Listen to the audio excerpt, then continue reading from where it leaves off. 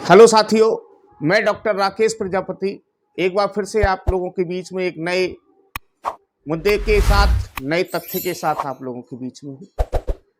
जैसा कि आप लोग जान रहे हैं, पहले भी मैंने बताया कि इंडिया INDIA इंडिया गठबंधन की एक मीटिंग मुंबई में इस समय चल रही है। पहले दिन मुंबई की बैठक में क्या हुआ उसका सार मैं आप लोगों के बीच में लेकर के आया हूँ। जैसा कि मैंने पहले भी बताया था कि इस इंडिया गठबंधन की इसके प्रधानमंत्री मोदी जी और भारतीय जनता पार्टी इतनी घबरा गई कि उसे 200 रुपये सिलेंडर पर घटाने पड़ गए। और ये तो अभी तीसरी मीटिंग का नतीजा है। और अभी देख लीजिए, जो कल तीसरी मीटिंग में हुआ है वो बहुत सार्थक हुआ है, क्योंकि जितने भी 28 दल थे, पहले तो ऐसे समझ लीजिए 28 दल पूरे के पूरे पहुंचे। जो मीडिया, भाड़ मीडिया, गोडी मीडिया पूरे दिन चिल्लाता था कि ये दल नहीं जाएगा, वो दल नहीं जाएगा, ये लड़ाई है। प्रधानमंत्री जब मीटिंग स्टार्ट होने से पहले तक सभी मीडिया, बड़े बड़े मीडिया, गोदी मीडिया ये चिल्ला रहे थे कि प्रधानमंत्री के पद को लेकर के झगड़ा है, संयोजक के पद को लेकर के झगड़ा है, केजरीवाल नहीं जाएंगे, अखिलेश यादव जी नहीं जाएंगे, शरद पवार नहीं जाएंगे, उद्धव ठाकरे नहीं जाएंगे, नीतीश कुमार नहीं जाएंगे, पता नहीं क्या क्या मीडिया कहती रहती है, स्टालिन नहीं जाएंगे, केसी राव नहीं जाएंगे। लेकिन निश्चित रूप से आप देख रहे होंगे कि किस तरीके से पूरा विपक्ष इंडिया का एक तरफ से वहां पर पहुंचा। सिर्फ और सिर्फ एक नाम जो अप्रत्याशित था और है और रहेगा, और वो था बसपा प्रमुख मायावती जी का। उस पर भी हम मायावती जी पर फिर बात करूंगा, आज भी बात करूंगा, क्योंकि वो बात करना बहुत जरूरी है। फिर बात करूंगा, थोड़ा इंतजार करिए। लेकिन कल क्या हुआ पहले मैं वो बताना चाहता हूं कि कल की मीटिंग में क्या क्या हुआ। कल की मीटिंग में जो पहले तो यही जिस पर तोड़ने का प्रयास किया जा रहा था पूरे विपक्ष को कि संयोजक के पद को लेकर के सबसे ज्यादा लड़ाई है, संयोजक कौन बनेगा। कल संयोजक के पद पर कोई चर्चा उस मीटिंग में नहीं हुई। ये देखिए, वो लोग चाहते हैं इस बार की हाँ कुछ ना कुछ परिवर्तन हो, इसीलिए संयोजक के पद को लेकर के कोई भी चर्चा कल की नहीं हुई है, और ये धन्यवाद का पात्र है। दूसरा, लोगों को लेकर के कि हमारा पार्टी का चिन्ह होगा, हमारा होगा, लोगों को लेकर भी कोई चर्चा कल मीटिंग में नहीं हुई। ये दो बहुत महत्वपूर्ण पॉइंट हैं कल की मीटिंग के, जो निकल करके आ रहे हैं। और बाकी सब लोगों से सुझाव मांगे गए थे, सभी लोगों ने जो सुझाव दिए वो बहुत ही काबिल तारीफ हैं। और सभी जो दल हैं वो ये चाहते हैं कि इस बार भारतीय जनता पार्टी केंद्र से हटे। सभी लोगों ने यही एक कदम से कदम मिला करके एक राय, एक मत इस बात पर दिखे कि हाँ इस बार जो इंडिया गठबंधन है वो अच्छा करने का प्रयास करेगा। तो दोस्तों, कल जो महत्वपूर्ण मुद्दे और वहां पर डिसाइड किए गए वो ये किए गए कि संयोजक के नाम पर कोई बात नहीं होगी, और 3 तरीके की कमेटियां बनाने का निर्णय लिया गया। एक कमेटी में 11 लोग, एक में 7 लोग और एक में 5 लोग। अभी फाइनल नहीं हुआ है, लेकिन ये बताया गया कि एक में 11 रहेंगे, एक में 7 रहेंगे और एक में 5 लोग रहेंगे। कुल मिलाकर के 11, 7, 18, 5, 23 लोग हो जाएंगे। और अभी ये संख्या घट बढ़ भी सकती है। अभी ऐसा कुछ फाइनल भी नहीं हुआ है, लेकिन जो चर्चाएं निकल के आई हैं वो यही निकल के आई हैं कि 23, 24, 25 लोगों की एक कमेटी 3 कमेटी बनाई जाएंगी। इसमें पहली होगी कोऑर्डिनेशन कमेटी जो 11 लोगों की होगी, जो पूरे चुनाव तक एक दूसरे को कोऑर्डिनेट करेगी, किस तरीके से चुनाव लड़ना है, क्या हमारा मैनिफेस्टो रहेगा, क्या हमारे प्रवक्ता रहेंगे। कई प्रवक्ताओं को उसमें बनाने का भी बात की गई है। दूसरी एक एक्शन कमेटी बनाई जाएगी, जो हर चीज पर एक्शन लेगी, तुरंत एक्शन लेगी। क्या कोई समस्या आती है तो कौन सा एक्शन लेना है, क्या कार्य करना है, उसके लिए एक एक्शन कमेटी बनाने का काम किया गया है। और तीसरी कमेटी बहुत ही शानदार बनाई गई है, उसकी मैं जितनी तारीफ की जाऊं उतनी कम है, क्योंकि देखिए देश चलता है डाटा से, रिसर्च से और डाटा से। और तीसरी कमेटी जो बनाई गई है वो रिसर्च और एक्शन कमेटी बनाने का निर्णय लिया गया है, जिसमें तरह तरह की रिसर्च होंगी। रिसर्च का मतलब आज हमारे देश की आवश्यकता क्या है, डाटा कलेक्शन। ये रिसर्च और डाटा कलेक्शन बहुत ही इंपॉर्टेंट पॉइंट होता है। जो पढ़े लिखे लोग हैं, जो इंटेलेक्चुअल लोग हैं, जो जानते हैं रिसर्च की हुई है या सिनॉप्सिस सबमिट की है, वो लोग जानते हैं कि डाटा का कितना बड़ा महत्व है।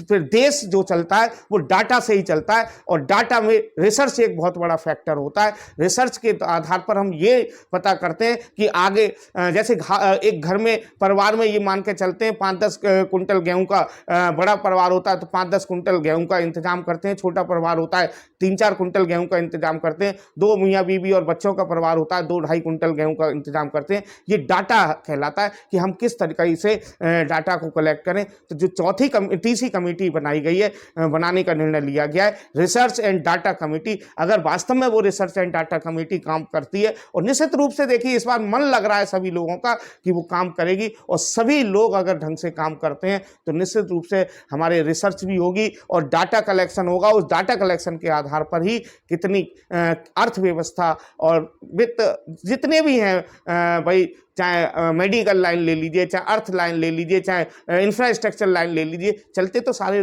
रिसर्च से ही और डाटा कलेक्शन से हैं। तो ये 3 जो कमेटियां बनाई गई हैं, इन कमेटियों पर बहुत बहुत धन्यवाद देना चाहता हूं। ये तीनों कमेटियां जब बन करके प्रारूप बन करके आ जाएगा, कौन किस कमेटी में रहेगा और कौन किस व्यक्ति का क्या काम रहेगा, ये भी सब निश्चित होने का काम वहाँ पर कर लिया गया है।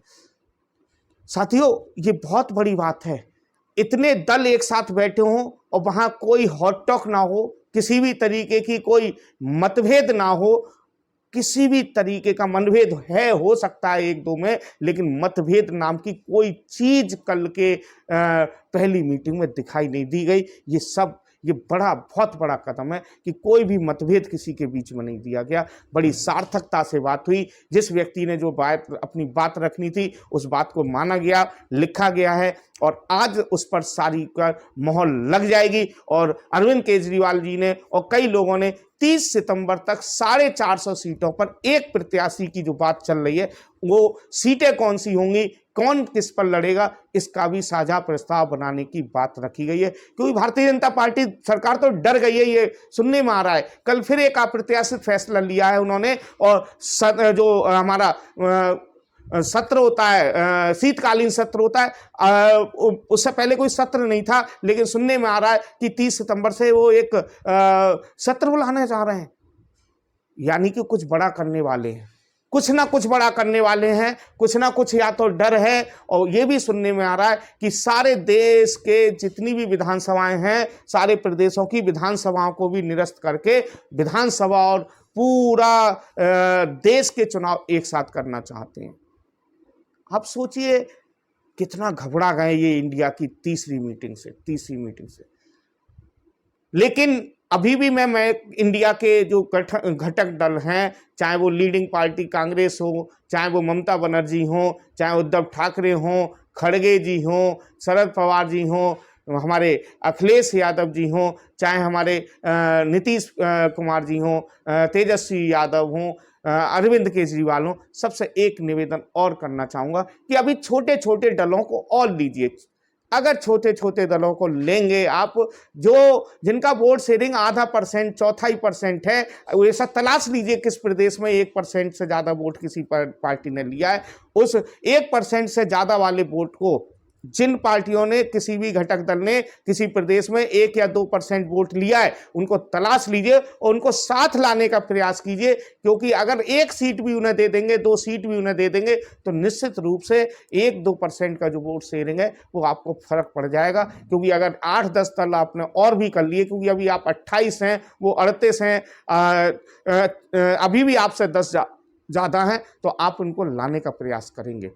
दलितों का एक बड़ा चेहरा आप लोगों को लाना होगा, क्योंकि अभी इस इंडिया के गठबंधन में दलितों का कोई बड़ा चेहरा नजर नहीं आ रहा। दलितों का खड़गे जी हैं, दलित के बड़े और इंटेलेक्चुअल पर्सन भी हैं और कैडराइज भी व्यक्ति हैं, अंबेडकरवादी भी व्यक्ति हैं, लेकिन वो उनकी गिनती कांग्रेस में हो रही है, उनकी गिनती अलग से नहीं हो रही है। तो किसी एक अलग से व्यक्ति को, जो दलित वोट पर ज़्यादा निगाह रखता हो, ऐसे व्यक्ति को आपको लाना होगा। और मैं बताना चाहता हूं कि इस बार जो प्रधानमंत्री बनेगा वो तो निश्चित ही है। इस बार प्रधानमंत्री या तो ओबीसी होगा या दलित होगा। निश्चित रूप से आप ये समझ के चलिए कि ओबीसी या दलित व्यक्ति या आदिवासी व्यक्ति जो है इस देश का प्रधानमंत्री बनेगा। अम्बेडकराइज व्यक्ति, शायद पहली बार अम्बेडकराइज व्यक्ति जो है संविधानवादी व्यक्ति जो है देश की कुर्सी पर बैठेगा। साथियों, एक बात जो मैं बार बार 2-3 दिनों से पिछले कह रहा हूं कि मायावती जी जैसा अप्रत्याशित निर्णय लेती हैं, और मुझे लगा था कि वो अप्रत्याशित निर्णय लेंगी, और वही हुआ कि वो इंडिया की बैठक में जाने से उन्होंने मना कर दिया। और फिर से कल उनका बयान आया कि मैं अकेले ही लड़ूंगी। ठीक है, हम उनके फैसले का स्वागत करते हैं, लेकिन पूछना चाहते हैं अकेले लड़के करोगी क्या? पूछना चाहता हूं मैं, अकेले लड़के करोगी क्या? क्या करोगी? क्या देश के संविधान को बचाओगी? बचा सकती हो क्या? सिर्फ अपने आप को कमजोर करने के अलावा और कुछ नहीं कर सकती। सिर्फ इंडिया को, भारत को कमजोर करने के अलावा और कुछ नहीं कर सकती। क्योंकि कुछ तथ्य मैं देना चाहता हूं। कुछ बहुजन समाज के पार्टी के लोगों को हो सकता है बुरा लग जाए, लेकिन बुरा मत मानिएगा। अगर आप कैडराइज व्यक्ति हैं और वास्तव में अम्बेडकरवादी व्यक्ति हैं और वास्तव में संविधान के पालन वाले व्यक्ति हैं, संविधान को मानने वाले व्यक्ति हैं। क्योंकि देखिए, जिस व्यक्ति ने आत्ममंथन नहीं किया वो हमेशा उसका पतन शुरू हो जाता है। आत्ममंथन जरूरी है। जो व्यक्ति आत्ममंथन करता है वो व्यक्ति हमेशा कामयाब होता है, ये ध्यान रखिएगा। और अगर आपने आत्ममंथन नहीं कर रहे हैं, इसका मतलब आप नुकसान कर रहे हैं। आत्ममंथन बहुत जरूरी है, और आत्ममंथन की ही दृष्टि से मैं ये बात कहने जा रहा हूं। आगे की कुछ बातें थोड़ी कड़वी जरूर होंगी, लेकिन देश के लिए, संविधान के लिए और अम्बेडकरवादी लोगों के लिए बहुत ही जरूरी हैं। साथियों, मायावती जी का ना जाने का फैसला अप्रत्याशित है, लेकिन अभी उनका ये फाइनल फैसला मैं नहीं कहूंगा। मुझे बार बार मैं कह रहा हूं, मुझे पूरा विश्वास है बहन जी की क्रियाकलाप पर, बहन जी के अतिशोषित पिछड़ों, दलितों के ऊपर हो रहे अत्याचारों को, कि वो निश्चित रूप से इंडिया का हिस्सा होंगी, भले ही लास्ट मोमेंट पर होंगी। लेकिन मेरा मानना यह है कि लास्ट मोमेंट पर आकर के फिर से वो खेल बिगाड़ेंगी। खेल ना बिगड़े, इसीलिए वो पहले ही अभी आ जाएं तो बेहतर होगा। क्योंकि जब 450 सीटों की सीटें बट जाएंगी, उसके बाद अगर वो आती हैं तो कहीं ना कहीं दूसरे दलों को नुकसान होगा, और कहीं ना कहीं कोई दल नाराज हो सकता है। लेकिन अगर वो पहले से ही आ जाती हैं तो कोई भी, इस बार सभी लोग बड़ा दिल करके बैठे हुए हैं। मुझे लगता है अपनी महत्वाकांक्षा को सभी लोगों ने साइड में कर दिया। मैं बार बार कह रहा हूं कि सभी दलों को महत्वाकांक्षाओं को साइड में करना होगा, लेकिन बहन जी अपनी पता नहीं महत्वाकांक्षा क्यों नहीं आ रही है। ईडी और सीबीआई से इतना डर किस बात का? क्योंकि जो भी दिया वो बाबा जी के, हमारे बाबा भीमराव अंबेडकर के संविधान ने उन्हें दिया, मानवर कांसीराम जी ने उन्हें दिया। लेकिन आज उन्हें इतना ईडी और सीबीआई से और पैसे से इतना प्यार, इतना डर नहीं होना चाहिए, नहीं होना चाहिए। साथियों, मैं कुछ बात कहना चाहता हूं, कड़वी जरूर लगेगी लेकिन सच है। सन 2007 से 12 के बाद बहन जी का क्या ग्राफ है ये सब लोगों को पता है। सब लोगों को पता है कि बहन जी का ग्राफ कहां जा रहा है। 2012 का चुनाव हो, चाहे 2014 का चुनाव हो, चाहे 2017 का चुनाव हो, 2019 का चुनाव हो, 2022 का चुनाव हो। 2019 में जब बहुजन समाज पार्टी और समाजवादी पार्टी, जो कि एक ऐतिहासिक फैसला था, अप्रत्याशित फैसला था, सभी लोगों ने बड़ा दिल किया था, चाहे नेताजी हों, चाहे अखिलेश यादव जी हों, चाहे बहन जी मायावती जी हों, सब लोगों ने बड़ा दिल करके एक साथ आए थे। उस फैसले से 2019 में, 2014 में जीरो थी बसपा। 2014 में जीरो थी उत्तर प्रदेश के अंदर। उस जीरो से 10 तक ले जाने का काम किया, और बसपा को बहुत बड़ा फायदा हुआ इस अलायंस से। लेकिन बसपा की बहन जी, लोग वोटर मानते हैं, उनके सपोर्टर मानते हैं, कैडराइज लोग मानते हैं, पर बहन जी ने बार बार इस स्टेटमेंट को दिया कि सपा का वोट ट्रांसफर नहीं हुआ, हमारा तो वोट ट्रांसफर हुआ। मैं पूछना चाहता हूं, अगर सपा का वोट ट्रांसफर नहीं हुआ तो 0 से 10 पर आप कैसे पहुंचे? पूछना चाहता हूं। सभी लोग कैडराइज लोग हैं, सब जानते हैं कि किसका वोट ट्रांसफर हुआ, लेकिन अखिलेश यादव जी ने कभी भी एक भी स्टेटमेंट नहीं दिया। और उन्होंने 2019 में बड़प्पन दिखाया था, आप सब लोगों को स्टेटमेंट याद होगा। उन्होंने कहा था मैं उत्तर प्रदेश में ही रहूंगा। बहन जी को मैं प्रधानमंत्री के लिए प्रोजेक्ट किया था उन्होंने। बहन जी केंद्र में देखेंगी, मैं उत्तर प्रदेश में ही देखूंगा। ये 2019 का उनका स्टेटमेंट सभी लोगों को पता होगा। अखिलेश यादव जी ने बड़ा दिल करते हुए उन्हें प्रधानमंत्री बनाने की बात की थी, लेकिन नहीं हो पाया। तो क्या उसमें अखिलेश जी की क्या गलती है, या समाजवादी कार्यकर्ताओं की क्या गलती है, या बहुजन समाजवादी पार्टी के कार्यकर्ताओं की क्या गलती है? उन्होंने भी मेहनत की, बहुजन समाज पार्टी के कार्यकर्ताओं ने मेहनत की, समाजवादी पार्टी के कार्यकर्ताओं ने भी मेहनत की, अखिलेश यादव जी ने भी मेहनत की, मायावती जी ने भी मेहनत की, लेकिन नहीं हो पाया। तो क्या होना? लेकिन उन्होंने गठबंधन तोड़ दिया। क्यों तोड़ दिया? क्योंकि 2022 में उन्हें मुख्यमंत्री बनना था। जब अखिलेश जी आपको केंद्र में 2019 में भेज चुके थे, तो आपको भी बड़ा दिल करना चाहिए था। आपको भी चाहिए था कि नहीं, हम गठबंधन नहीं तोड़ेंगे, 2022 में भतीजे को, अखिलेश यादव को पहले मुख्यमंत्री बनाएंगे। और निश्चित रूप से अगर वो साथ साथ लड़ते तो 2022 में मुख्यमंत्री बनते, क्योंकि 2022 में 40 से 45 सीटें ऐसी हैं जहां पर बसपा ने 20,000 से ज्यादा वोट पाया है। और वो 50 ऐसी सीटें, 70 ऐसी सीटें हैं, 70 जहां 5,000 से ज्यादा वोट बसपा ने पाया है, और समाजवादी पार्टी 5,000 से कम पर हारी है। दोनों अगर अलायंस से साथ लड़ते तो अखिलेश यादव जी मुख्यमंत्री होते, तो आप कहां होते? लेकिन फिर नहीं मानी। और देख लीजिए 2022 में बसपा का क्या हाल हुआ, क्या हाल हुआ। फिर से जीरो पर आ गए, फिर से जीरो पर आ गए। क्यों जीरो पर आ गए? देख लीजिए, एक विधायक बना, एक विधायक, केवल एक विधायक बना। वो भी जानते हैं, सबको पता है वो विधायक किससे बना, अपनी अपनी अपने उससे बना। और आगामी भी चेतावनी मैं दे रहा हूं, सभी लोग जानते हैं इस चीज को, मैं ही नहीं दे रहा हूं, सब चेतावनी देना है। और निश्चित रूप से अगर 2024 में बहन जी अकेले लड़ी तो शायद खाता खुल पाए, शायद खाता खुल पाए। ये कैडराइज व्यक्ति उनका हर एक जानता है, आज जानता है कि कौन सा वोट उनके साथ है। मैं तो आत्ममंथन करता हूं, और मैं पढ़ा लिखा व्यक्ति हूं, इंटेलेक्चुअल व्यक्ति हूं, इसलिए आत्ममंथन करता हूं। आप लोगों से भी आत्ममंथन करने की बात करता हूं।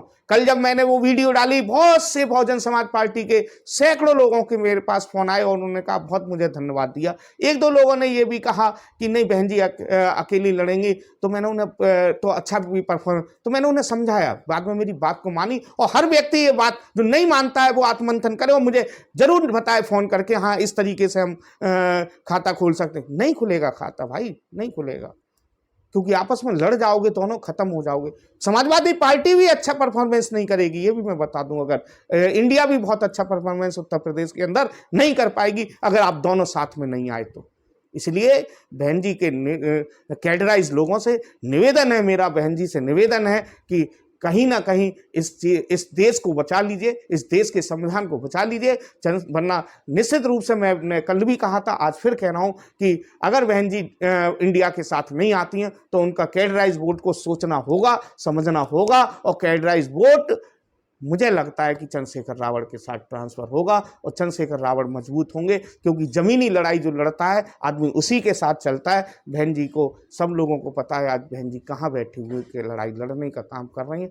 तो मैं, कुछ लोगों को अगर बात कड़वी लगी हो, कड़वी लग सकती है लेकिन गलत नहीं लग सकती। अगर गलत लगी हो तो बताने का जरूर कष्ट करें, क्योंकि अगर आपने आत्ममूल्यांकन नहीं किया, आत्ममंथन नहीं किया, तो आप महाभारत जैसे, हम सबको पता है कि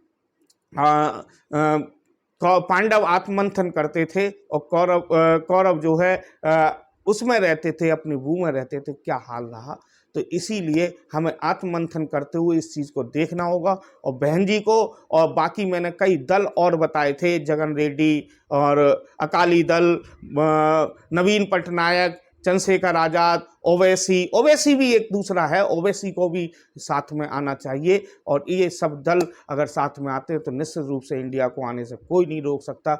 बहुत बहुत धन्यवाद। वीडियो अच्छी लगी हो तो ज़्यादा से ज़्यादा शेयर करें। धन्यवाद, आभार।